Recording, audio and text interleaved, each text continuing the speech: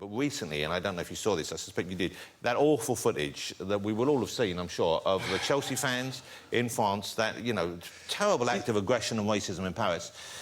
Did you encounter that in the game as well? And do you think there's a way of ending that?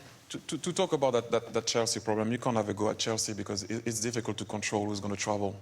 You can't have that control. You know, obviously I played games where away from home in Europe, in countries that are not very clever, if I can say, and lack of education sometimes also can be the thing. Is, you know, you play a game and you try to concentrate and keep your composure, and what you hear sometimes is black this and monkey chants and people spitting at you when you take a corner kick, and it is not easy. It is not easy, and that has to stop. And what has to be done for it to stop, I don't know. You know, you need to have a zero tolerance. I believe in that, but I did encounter it, and it is not easy to deal with. I'm telling you, because when you lose it, then they're like, you should know better. Come on, behave. You're meant to circle that out. I'm a human being, and that's not the type of thing you want to hear. I mean, I'm sure if you guys were performing at the same time that you're performing, someone is telling you something that you don't want to hear. So it is not an easy one. We don't want to see that, and it has to stop. But it is tough, because even though, I think, obviously, absolutely, and I think the zero tolerance is the key. Yeah, it is.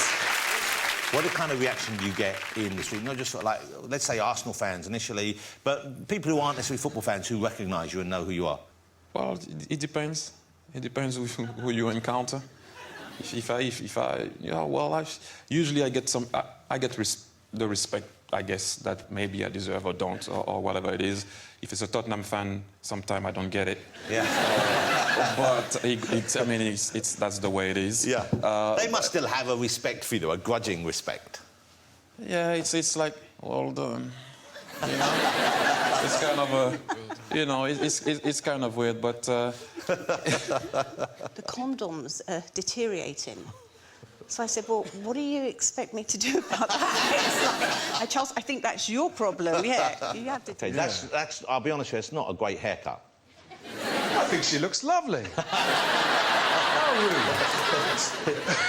rude.